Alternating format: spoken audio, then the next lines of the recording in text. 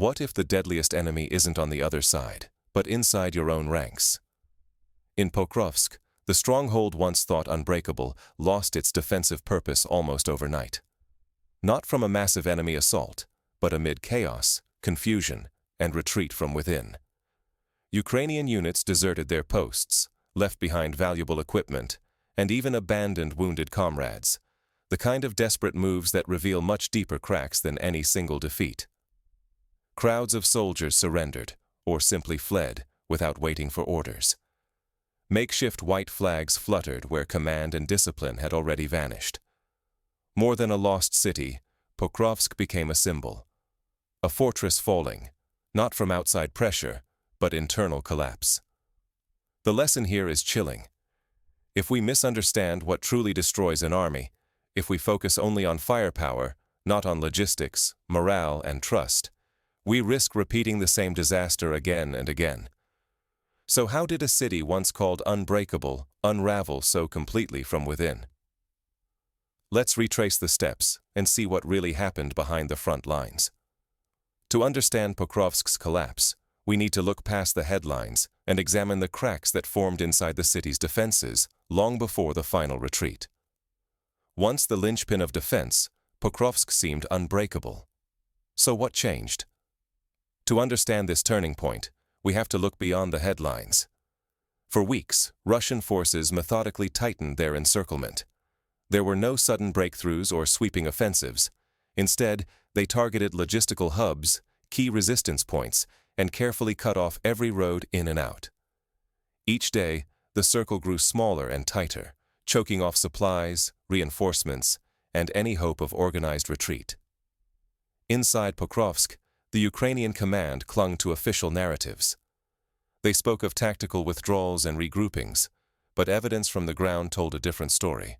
Observers saw exhausted soldiers abandoning positions, stockpiles, and even wounded comrades.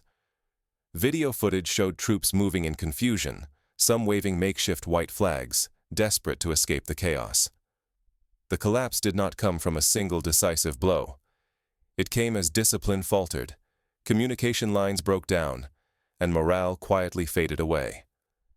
Exhaustion set in, and contradictory orders caused further confusion. With dwindling ammunition and resources, command structures crumbled. Trust between leaders and frontline units evaporated, replaced by panic and disbelief. This misreading of the real situation had devastating consequences. Precious time and critical resources were wasted as leaders denied the true scope of the disaster. Public trust eroded rapidly as official reports clashed with undeniable images from the battlefield. Pokrovsk, once a symbol of unshakable defense, became a warning sign, a lesson in how wars can be lost from within. But beneath this visible collapse, something deeper was happening, one that would shake the very core of the Ukrainian army itself. What triggered this internal unraveling? The answer lies within the soldiers' daily reality, the cracks in discipline, command, and morale that finally split wide open. Was it really superior firepower, or did the front crumble from the inside out? Look beyond the headlines. As Pokrovsk fell, Ukrainian soldiers reported a battlefield torn apart not just by enemy action, but by chaos within. Orders contradicted each other. Commanders vanished at critical moments, and the most basic supplies, food, ammunition, fuel, failed to arrive. Frustration turned to fear when soldiers realized that the chain of command no longer functioned. Scenes of abandoned vehicles and scattered ammunition littered the roads. Some armored carriers still had their engines running, left as their crews disappeared in panic. Whole units retreated in confusion, leaving wounded comrades and vital equipment behind. What happened here was not a tactical withdrawal. It was a collapse. Morale evaporated. Once soldiers defended Pokrovsk with pride. Now, despair replaced purpose. Many no longer believed in the mission or in their leaders. In desperation, white flags appeared across the shattered lines. These were not just symbols of defeat, but of a final break with the illusions that had held the front together. No amount of foreign aid or new weapons can repair an army that no longer trusts its commanders, or a system where confusion reigns over discipline. When leaders lose the faith of their troops, the entire structure risks imploding from within. The shockwaves of Pokrovsk's collapse did not stop at the city's edge. The real question now: what does this mean for the wider war and for those trying to hold the next line? Pokrovsk's fall set off a chain reaction across the region. In the aftermath, new vulnerabilities emerged, and the battle for the next stronghold would test both sides in unexpected ways. When one pillar falls, can the rest of the structure hold? The collapse of Pokrovsk sent shockwaves through the entire front, opening a corridor westward and placing every nearby stronghold at risk. What had once been a reliable defensive line now looked more like scattered remnants, with Ukrainian forces retreating in disarray, leaving behind equipment and even wounded comrades. This wasn't just a tactical defeat.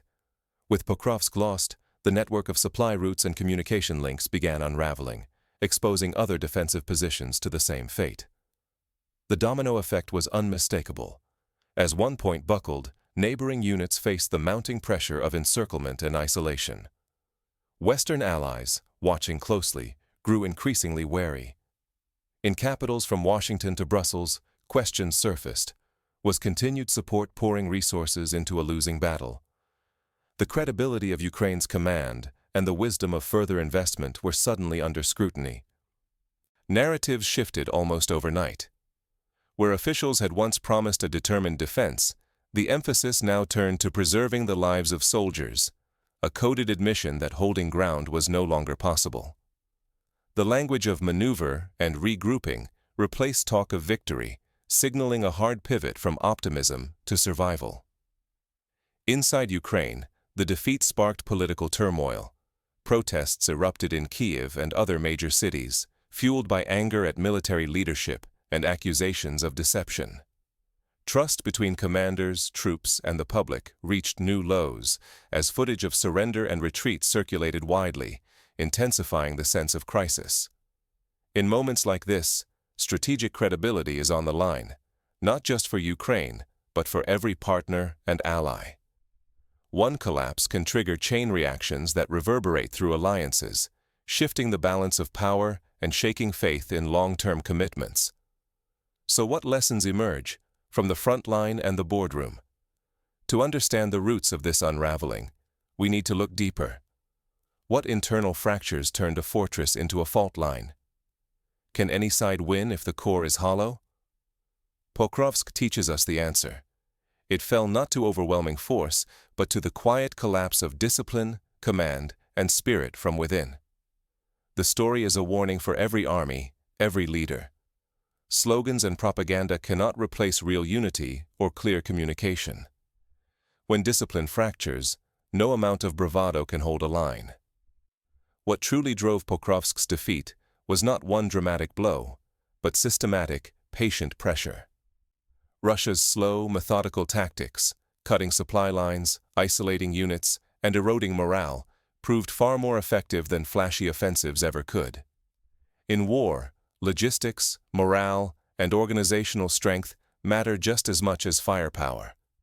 Neglect any one of them, and collapse follows, sometimes suddenly, sometimes in a slow unraveling that only seems sudden in hindsight.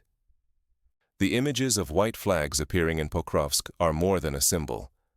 They are a harsh reminder that wars are lost in the mind and the system, not only in the trenches. When soldiers lose faith in orders, when communication breaks down, even the best-equipped units become vulnerable.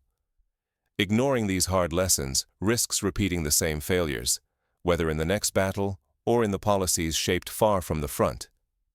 Pokrovsk is not just a defeat for Ukraine. It is a case study in how the real battle is fought behind the lines, in organization and trust.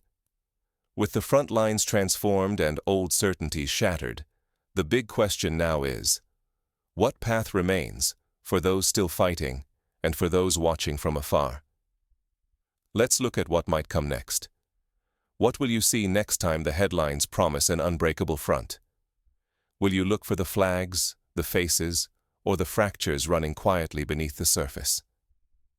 Pokrovsk did not fall in a single day, nor did it shatter from overwhelming force alone. Its collapse unfolded as a slow unraveling, Discipline frayed, supply lines cracked, and faith in command quietly rotted away. The city, once a symbol of resilience, became the stage for a deeper, systemic disintegration. We are taught to watch for the obvious, the enemy at the gate, the heroic last stand. But wars, more often, are lost from within. A shortage of ammunition, orders that contradict reality, leaders who vanish when most needed. These are the silent killers. They corrode morale, paralyze decision-making, and finally leave even the bravest soldiers with no reason to stay. For Ukraine, the fall of Pokrovsk is more than a setback on the map. It exposes how fragile the entire system can become when logistics, communication, and trust falter. No promise, no outside support can substitute for internal cohesion. Without it, even the strongest positions become empty shells. The real risk is missing these deeper signs while clinging to stories of strength. If we accept only comfortable illusions, we blind ourselves to the true state of any conflict and set the stage for repeated failure. For those watching closely, the collapse of Pokrovsk is a warning. Reputations, alliances, and even national futures rest not on speeches, but on the unseen bonds holding everything together. So next time you read of another impregnable defense, ask yourself, what is hidden beneath the headline? Only by demanding the whole truth, however uncomfortable, can nations and individuals prepare for what comes next.